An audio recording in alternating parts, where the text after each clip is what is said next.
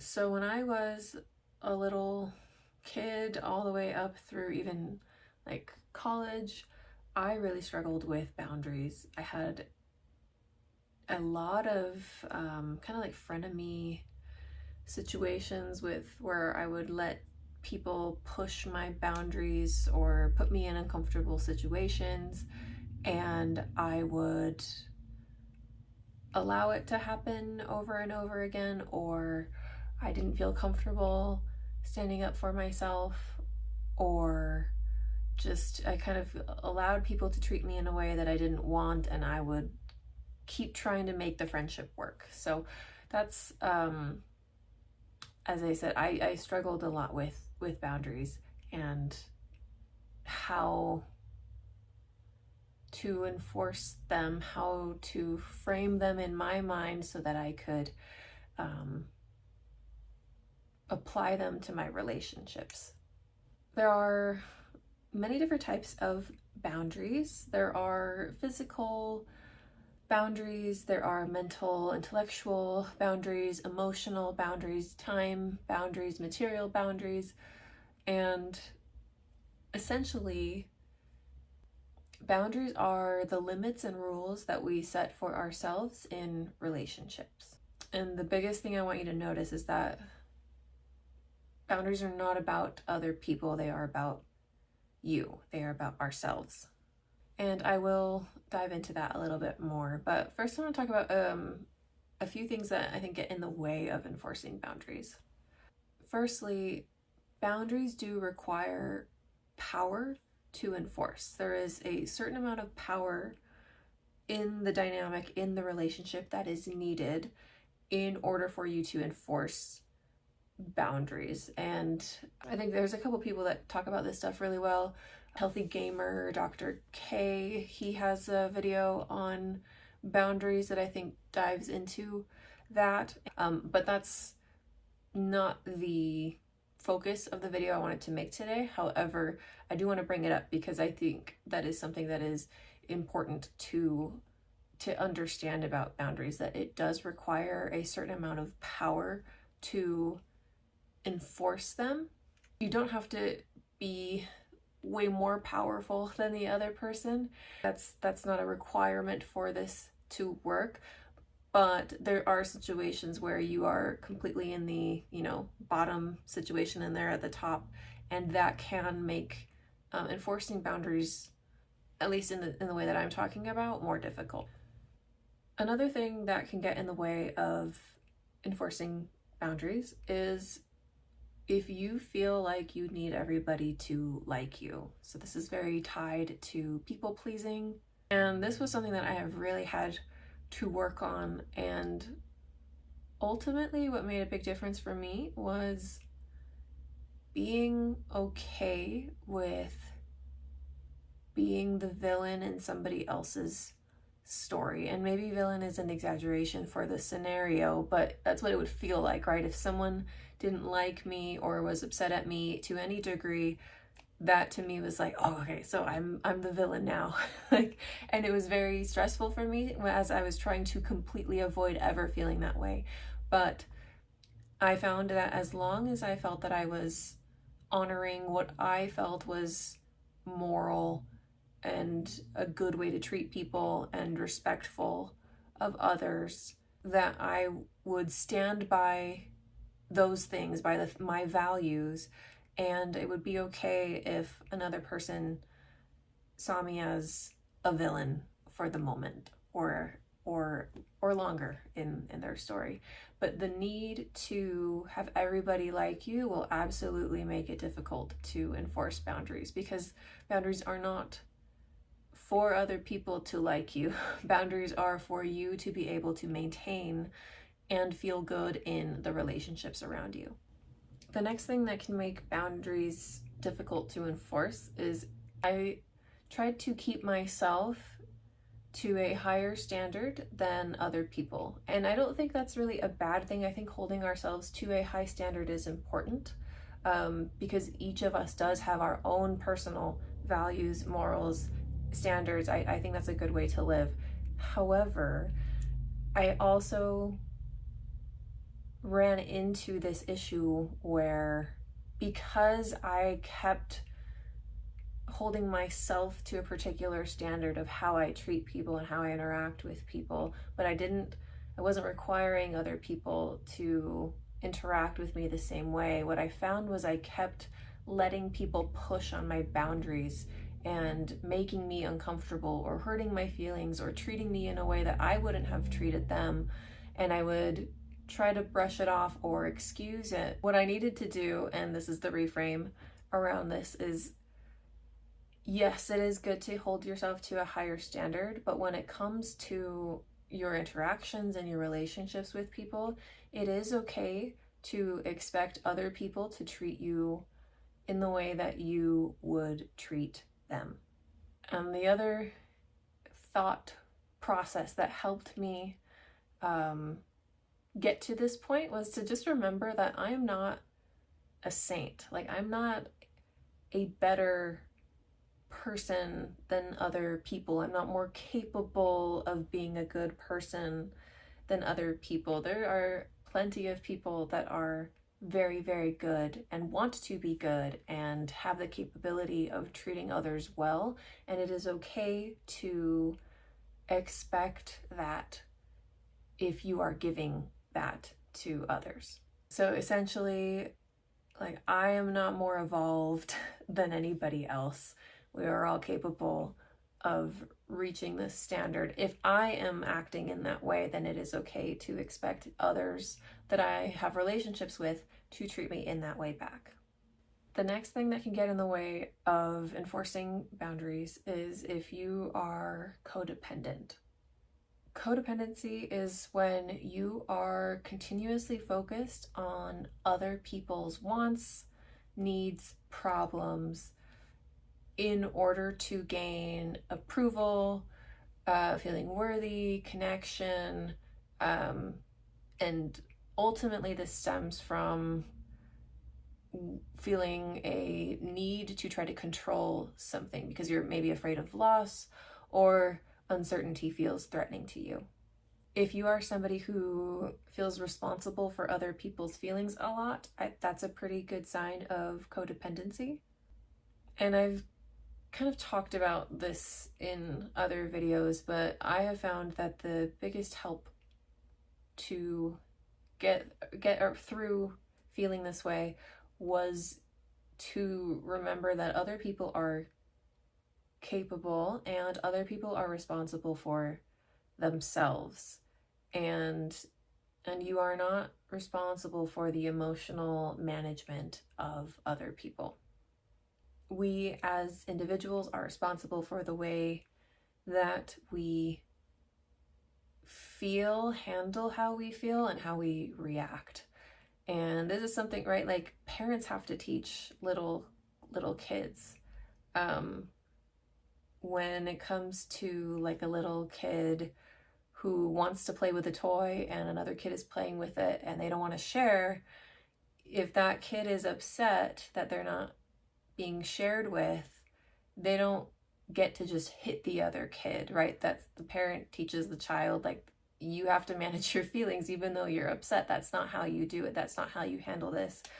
And I think with emotions, sometimes we can forget that. And especially if you're a codependent, I think it's easy to forget that that is something that we can and should expect of other people, just as they should expect that of us.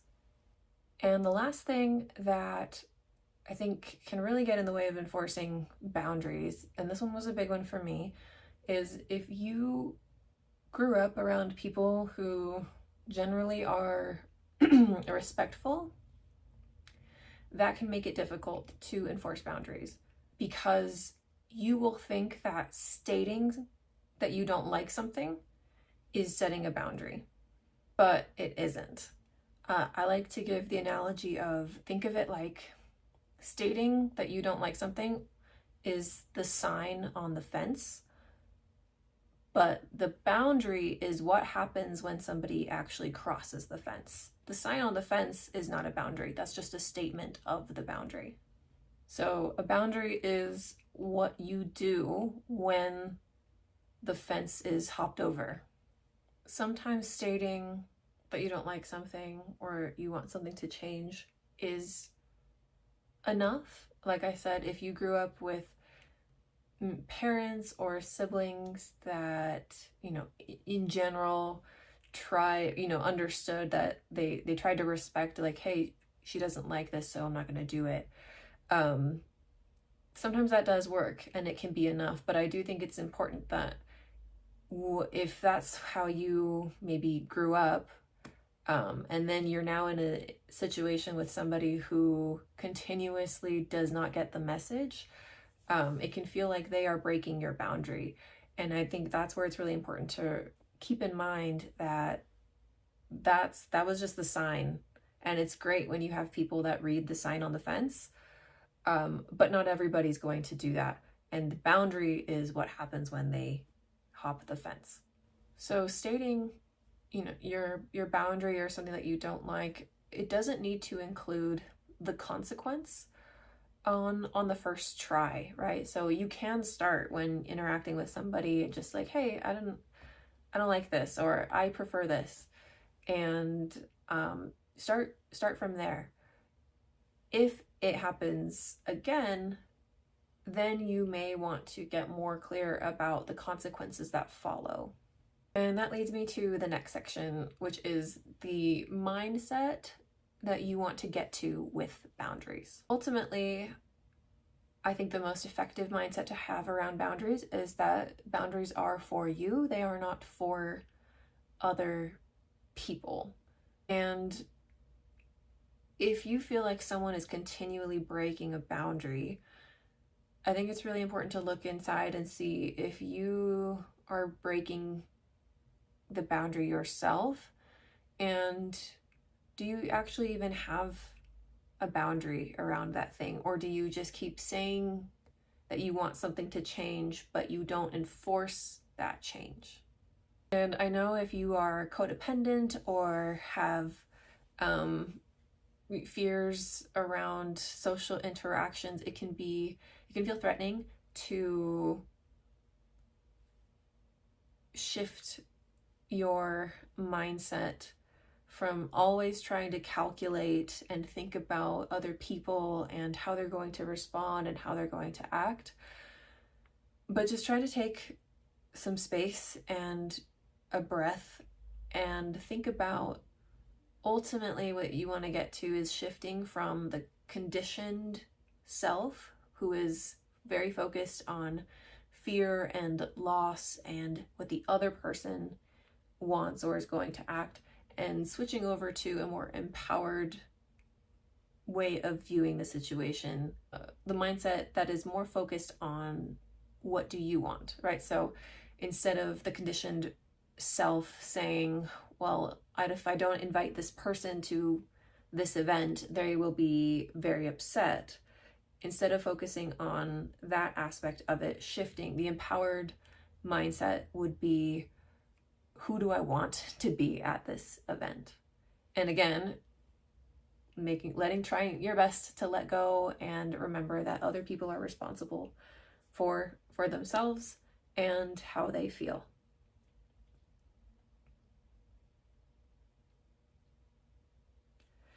And when I say asking yourself if you even have boundaries, I think it's easy to slip into constantly giving in to what the other, if you have someone that really is pushing in a particular way or really wants something or keeps acting in a certain way, and you say you want something to change, but you don't do anything differently when they continue the behavior that you don't want, that doesn't get the message across. If they were the type of person that all they needed was the sign on the fence, it would have worked.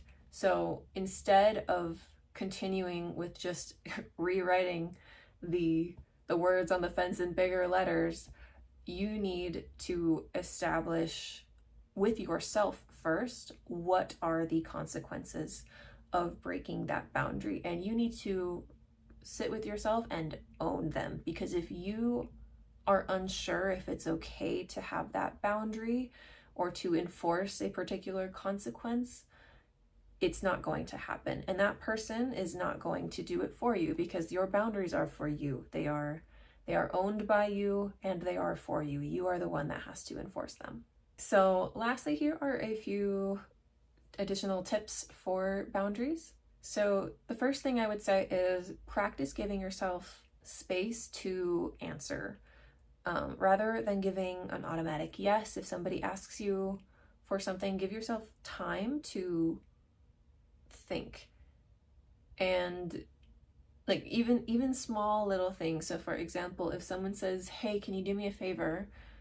Instead of just saying, sure, respond with, what do you need? Or what are you looking for? And don't commit to the thing without actually knowing what you're committing to. That little breath in between is really good practice for checking in with yourself and seeing if you actually do want to do something. The next tip for boundaries is to be consistent with your behavior. Boundaries that are enforced inconsistently don't work, because it doesn't make sense. And it's true with like pets, right? Like if I tell the dog that he can sometimes sleep on the bed and other times he can't, unless I am super clear and it's clear to the dog or the other person what that distinction is, why this situation is different than this one, they're not going to understand it. And the inconsistency negates your power when you say, I don't want something, or let's change something. So do your best to be consistent with your boundaries and your behaviors. All right, next tip for boundaries. If you excessively explain yourself or your boundary or your no, or your reason for saying no, you are actually doing a few things. You are negating the power of your no, right? Because no is a complete sentence. You don't have to give a reason behind it. But also, by giving a lot of explanation, people can interpret the explanation as a thing to push back on, or a and this doesn't even need to be like in any negative way. If someone let's say somebody invites you to a party Friday night and you're like, oh, like I can't, I have a lot of, like, I promised my sister I would watch her kids. And what they can hear is, oh, so you would come except for this problem. So let me try to solve this problem so that you can come to the party, even though you actually don't want to go. So then they will start pushing and say, well, you know what? I have like my cousin's in town and maybe she could watch the kids like for you. And so then you have to try and negate their problem solving that they're trying to do. So over explaining your no can actually backfire in that way.